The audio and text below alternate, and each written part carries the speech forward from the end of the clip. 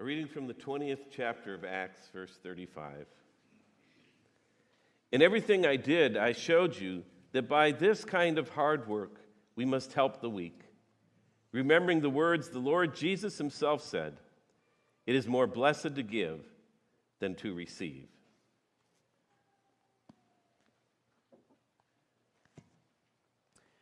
In the news, there seems to be a lot of conflict over books, and this fall, we are doing a series on children's books and the messages that they talk about and then what the Scripture has to say about those same topics. And it seems that the children's books are the ones that people are most in conflict over. People are divided over how sexuality is portrayed or not portrayed, about religion or that lack thereof, racism or anti-racism. Over the years, there have been many books that people have even tried to ban. Dr. Seuss's Hop on Pop because of its violence. There's James and the Giant Peach, which uses another word for a donkey. And Charlotte's Web because Charlotte dies in the end. And in China, it's Winnie the Pooh that's banned because he looks like communist leader Xi Jinping. So many books have been banned, but all the books that we look at that we've just talked about, there is one book that has been called the most divisive children's book of all. And yet it doesn't talk about any of those kinds of things that we think about as controversial topics. It talks about giving. So how can giving be so controversial? Well, let's just take a look at the book. The book is The Giving Tree. And by the way, I happen to have this book because somebody was giving and put out a little free library in the park near my house, and I happened to walk by there and look in there, and here was this book that I borrowed. So, if you're not familiar with the book, or even if you are, here's how it starts. Once there was a tree, and she loved a little boy. And the boy loved the tree very much. And the tree was happy. Now, the little boy, he plays under the tree, he climbs the tree, he picks apples from the tree, and they have a good time. And the tree is happy. But then he grows up. And as he grows up, he has different interests. And he asks the tree if the tree will give him what he wants, and that is he wants some money. The tree says it doesn't have any money, but it does have apples that he can sell and get some money. Because he thinks if he has money, he can buy things and have fun. The tree is happy. The book says so. After giving her apples away, the tree is happy. Later, the boy returns. He's a little older. He wants to build a house so he can have a family. And the tree gives him her branches so he can build the house, and says the tree was happy. Years later, the boy, now an older man, comes back again. The tree says, "Come and play."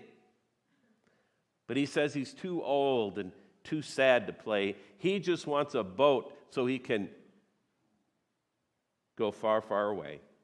And the tree gives him her trunk so he can build a boat and sail away. And finally, the boy comes back as a very old man. And the tree, now just a stump, tells him that she has nothing left to give. But the boy says, "I don't need very much now, just a quiet place to sit and rest. I'm very tired." "Well," said the tree, straightening herself up as much as she could, "well, an old stump is good for sitting and resting. Come, boy, sit down and rest." And the boy did, and the tree was happy. The end. Over 8.5 million copies of that book have been sold.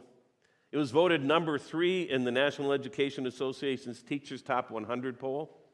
So some people love the book, but others don't. They hate it and even have tried to have it banned. Now, part of the conflict comes from differences of opinion about what it's all about. What is the message of the giving tree? What's the moral of the story? Some say it's a book about sexism, about how greedy men exploit women. Others have said it's about how material things interfere with friendships. Or it's an allegory about what happens when we don't take care of the environment. Still, others claim it's a warning to women to not give up too much of themselves for the sake of their children. And one commentator even said it's a message about the evils of socialism that produces man-childs who expect someone else to give them everything without doing anything for it. So these differing views of the message have led to a lot of parodies, a lot of poking fun at the book, even more parodies than there are for Goodnight Moon that we talked about last week. So one of them is The Taking Tree by Shrill Travesty. In this book, the kid's a loser from the start. And the tree hates the kid, and the kid abuses the tree, eventually using its branches to build a house which he burns down for the insurance money. The boy goes to prison. When he gets out of the prison, he becomes a logger. And he cuts down the tree, and the tree falls on him and kills him. In another parody with the same title, The Taking Tree, this one by Dan Ewan, the boy plants the tree, but it's the tree who is demanding and abuses the boy. The tree demands water and fertilizer and pesticides and the boy's constant attention. The boy could have no other friends. All he could do is take care of the tree. And the tree also is physically abusive, pelting him with apples and busting up his house.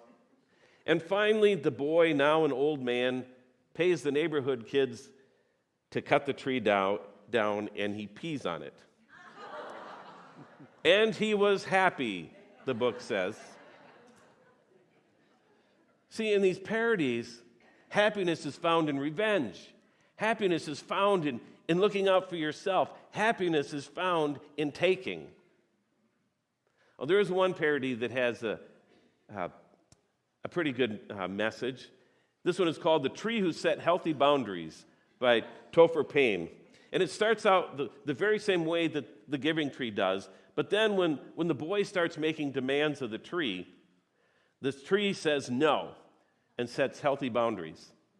And the boy responds with renewed love and devotion, and together they form a partnership, and they have a bakery making apple pies that goes on for generations. And Payne says he wrote that to fix the message of the giving tree. Now, Payne's story is pretty good, but what makes people react so strongly to the giving tree that they have to fix it or make fun of it? I think it's because deep down, people have trouble with its basic message. The tree gave and was happy. Regardless of what a schmuck the boy was, the tree gave and was happy. And that's a message that our world can't stand. We're supposed to look out for number one. We're supposed to ask, what's in it for me? We are supposed to assert our rights, demand our due, and never give anyone an opportunity to take advantage of us. From childhood on up, the unwritten lesson of the world is it's more blessed to get than to give. But Jesus says just the opposite. It's more blessed to give than to receive. And even though Jesus says it, we have a hard time believing it, don't we? So when we read a book like The Giving Tree, where in many ways the tree appears to behave like Jesus and give unconditional love, we say that can't be the message. This can't be a story about God's sacrificial love through Jesus Christ. In fact, I read a Christian author weighing in on this book who said it can't be viewed as an allegory for God's love and mercy because, quote, the idea of God being used and reduced to a powerless stump does not align with a Christian perspective of God's love and mercy. What? What Bible is this guy reading? What part of the cross does he not understand? Jesus is literally nailed to a dead tree until he is as dead as the tree. Jesus gave his all for us selfish, greedy children. But God demonstrates his own love for us in this, says the Bible. While we were still sinners, Christ died for us. The righteous for the unrighteous. Remember Philippians chapter 2? Talks about Jesus.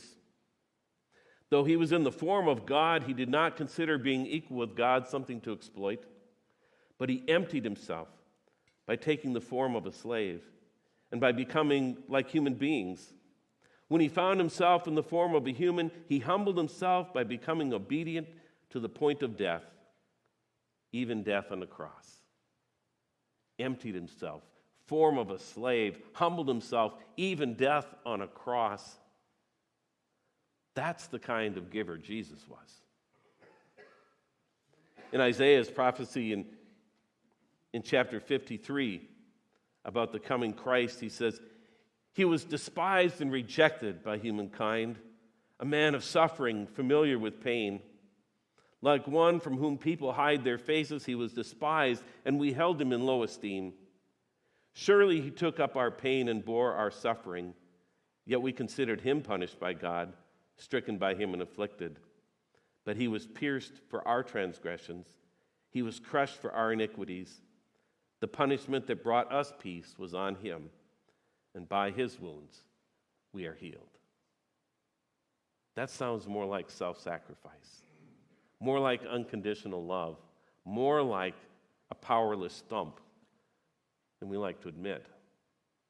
Jesus did not save the world by exploiting his power as God. He saved the world by humiliating himself, humbling himself as a human being. He didn't save the world by taking. He saved the world by giving his body and blood until he was as lifeless as a tree stump. Jesus gave his all for us, loving us unconditionally, just like the giving tree. And it's a message the world has trouble hearing. It's a message we have trouble hearing, especially when we're invited to follow in his footsteps. 1 John says this. This is how we know what love is. Jesus Christ laid down his life for us, and we ought to lay down our lives for our brothers and sisters. If anyone has material possessions and sees a brother or sister in need but has no pity on them, how can the love of God be in that person? Dear children, let us not love with words or speech, but with actions and in truth. And later it says, God is love.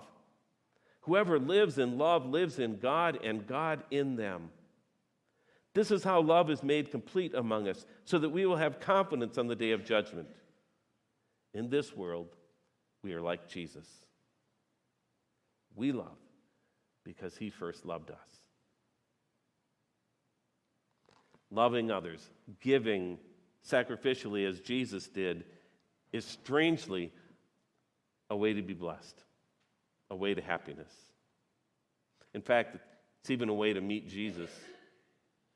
In Matthew 25, Jesus says that when he returns in glory, he will welcome his flock, saying, "Come, you blessed by my Father, take your inheritance, which has been prepared for you since the creation of the world." That's what he's going to say. And he's going to say, "For I was hungry, and you gave me something to eat. I was thirsty, and you gave me something to drink. I was a stranger, and you invited me in. I needed clothes, and you gave me clothes. I was sick, and you looked after me. I was in prison, and you came to visit me." And the righteous will say, "Jesus, when did we ever do any of that for you?" And he'll say, "Whenever you did it to one of the least of these, my brothers and sisters, you did it for me." One of the things about the giving tree that bothers people is that the boy takes advantage of the tree's generosity. But when you look at generosity as something that Christ gives you an opportunity to do, In fact, if you look at generosity as an opportunity to maybe even meet Jesus, then no one can rob you of that happiness, whether they are thankful or not, whether they're like the boy or doesn't matter.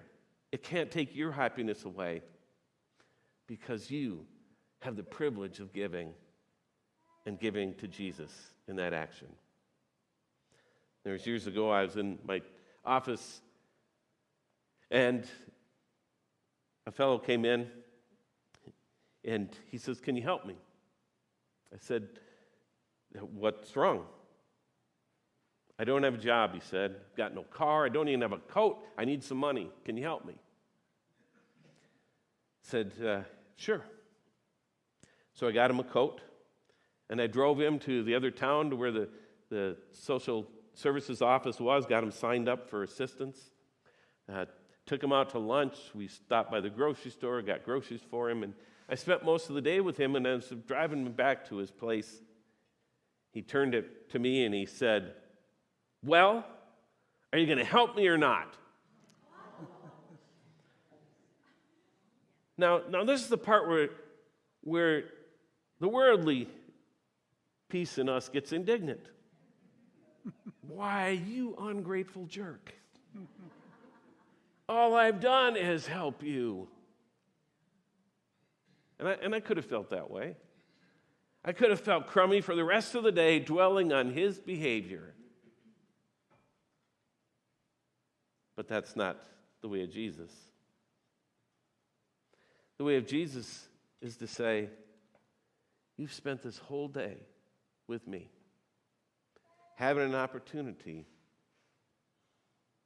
to show your love to me by what you've done." And it didn't depend on his response. Anything he said or did didn't depend on his gratitude. If he was just like the boy in the giving tree, that's okay. Because I had already been blessed with the opportunity to give. And to give to Jesus through that day. His actions couldn't change that. You know, that's the thing about unconditional love. It's not conditional.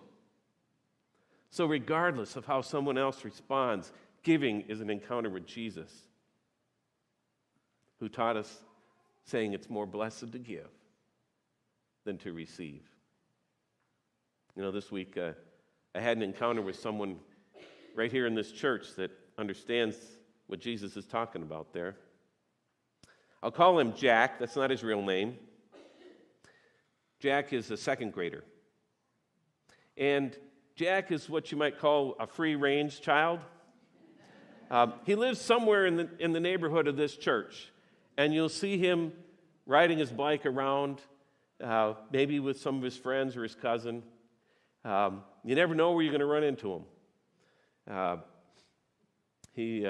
I've been riding my bike to work this summer, and he saw me driving in a car out a few blocks away, and he stopped me and he says, "What are you doing driving a car?" Well, Jack also has a special fondness for this church because in the heat of the summer, he'll stop in and we'll give him some cold water. Or he might get some of the donut holes that are left over from after church. Or maybe he just wants to have somebody to talk to. And he has lots of questions for Dan in the office there. So anyways, this last Wednesday, after our community meal, Jack was out in the lobby. Now, he doesn't come to the community meal, but there he was. And he was holding something in his fist, and he held it out to me. And he said, "Here." I said, "What do you got there?" He says, "I want to give this." And I could see that it was a crumpled up $10 bill. I said, "Oh, you keep that. I'm sure you can use it. You keep that." You know, I didn't want to take advantage of a kid, or I didn't know why he was giving it. And he said, "No, I want to give this." And I said, "Well, do you want to help someone with it?" we have this thing called Be the Hope here, where we help people around the world and here in Hastings. And I mean, you could give this money to help somebody. And I tried to explain to him what Be the Hope was all about. And he could care less. He was not interested in hearing what the church would do with his gift. He just wanted to give. Are you sure? I asked him. And he said, yes. And he reached out his hand again. And I said, okay, we'll put it in an envelope for Be the Hope. And as we did, his face just lit up. Now, I am sure that if you asked him today what Be the Hope is, he couldn't tell you.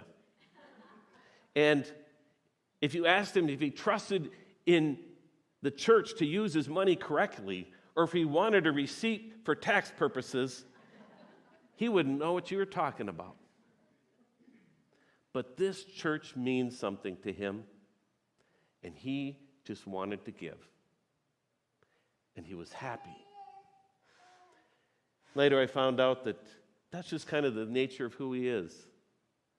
He has a generous spirit, and he's always sharing with his little friends, and he doesn't care whether they are appropriately thankful, and he doesn't worry about whether he's giving more than they're giving to him. At his young age, he's already learned what Jesus means when he says it's more blessed to give than to receive. And I hope that someday, through the people of this church, Jack will learn about Jesus too. Now, I don't know if Jack has ever read this book, The Giving Tree. My guess is not. It's kind of gotten too controversial these days. I mean, what kind of lesson is it to teach children that there can be happiness found in sacrificial giving? But Jack doesn't need this book. He already knows it. I just hope he never forgets it. I hope we never forget it. Let's pray.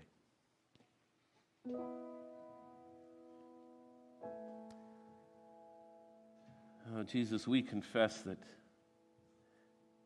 so often you are like the giving tree, giving your all to us, and we're like the little boy who thinks only of ourselves and thinks that getting is what's going to make us happy. But Lord, our happiness is found in following you. You who gave your all for people like us who didn't deserve it. You loved us anyways, unconditionally, and you continue to love us. So Lord, help us to follow in your footsteps, to love others as you have loved us, because we love, because you first loved us. We ask this in your blessed name. Amen.